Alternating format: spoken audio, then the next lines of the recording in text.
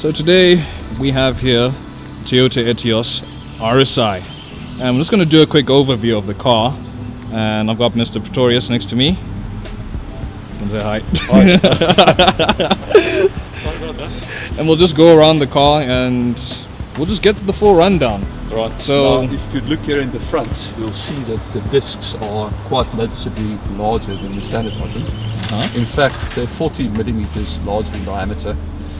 To make the standard calipers fit on these new big discs, aircraft grade aluminium brackets space out the calipers so they move them further away from the hubs.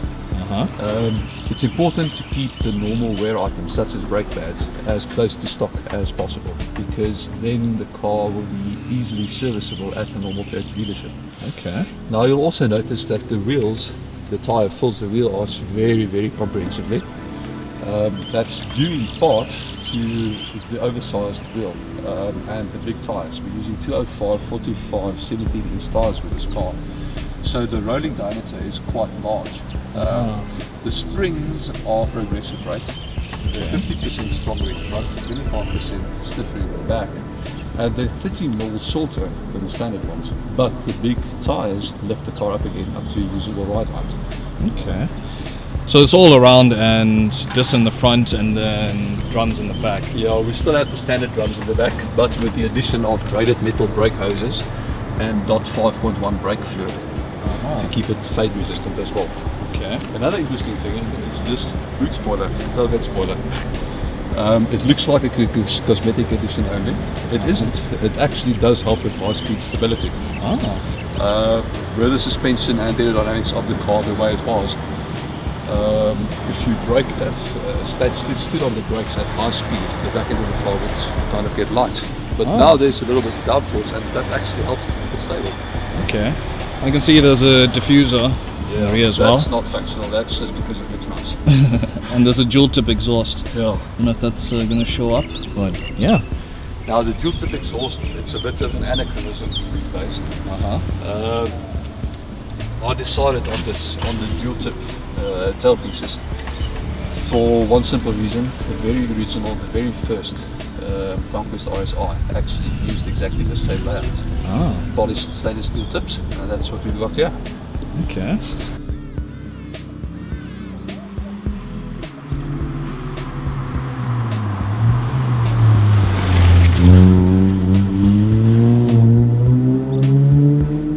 Nice.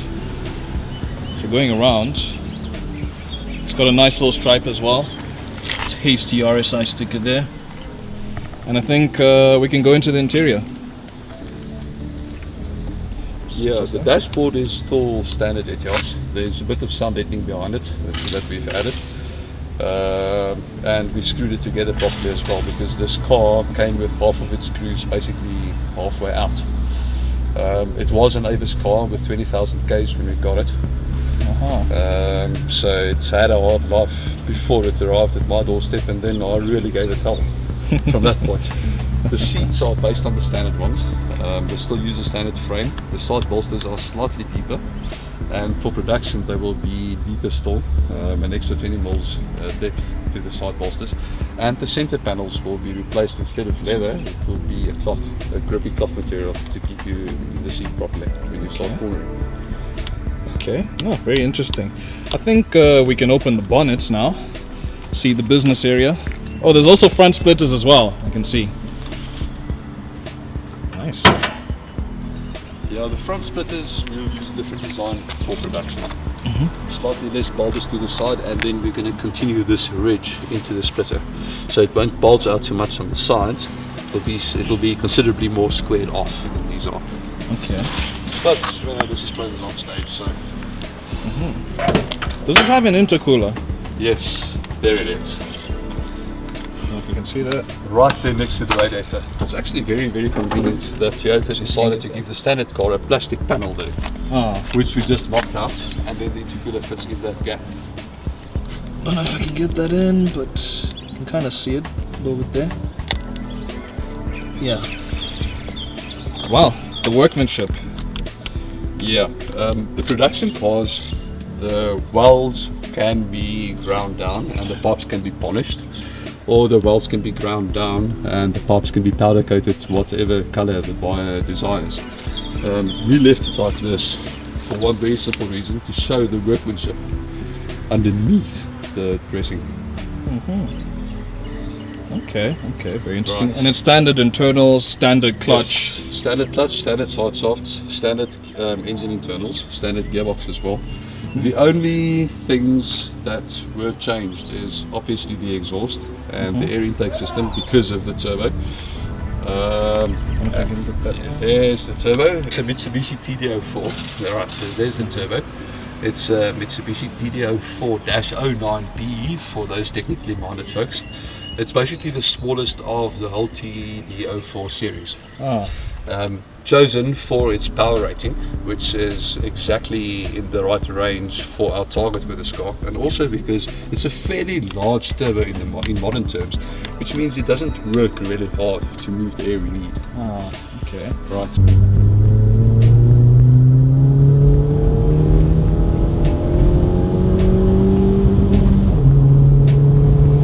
There's also a set of Hilux 2.7 VVTi injectors to take care of the fueling, which is very convenient because they have exactly the same form factor as the stock Etios injectors. Okay, interesting. And also you said you've done sound deadening as well. Yeah. The doors are lined literally from here to here with Dynamat. So it's kind of solid now. So it's all four doors and the boot. All four doors and the boot lid as well. And then these box sections have been pumped full of corrosion resistant. It's a pretty special polyurethane expanding foam inside here as well, which takes care of a lot of the road noise. Before and after comparisons with the spectrum analyzer shows a 7 decibel improvement in cabin noise levels at the true 120. Okay. So yes, this made it a lot quieter than it would have been without. Okay. So Well, there's pretty much it, There's some actually. other tricks to it as well. The sound system, for instance. Oh yeah. The standard Etios thing is pretty much useless. It's a tiny little radio, no RDS, no Bluetooth, and it comes with a USB 1 port. Now I have an iPhone, which means I'm very dependent on a USB 2 port to keep my phone online. So we've upgraded the sound system, the audio system as well. New head unit with Bluetooth and a USB 2 port. And then we added 2 speakers into the boot area. Okay. Made new housings for them, so it clips into the normal boot side covers to carry 2 6-inch speakers. 6-inch speakers in the front doors and then tweeters in the dashboard. Okay. I should see if I can catch that. This was important because a car in this price class will not be able to sell with this car's standard sound system. It just won't do.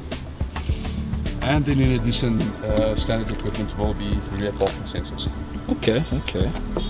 So I guess in a nutshell, that's pretty much the Toyota Etios RSi. Ladies and gentlemen, we have driven this car and very tasty indeed, and you should definitely look at this. Take my word for it, definitely. Yeah, I guess from Automark dealers, from selected Automark dealers from March. From March 2017. You heard it here, ladies and gentlemen.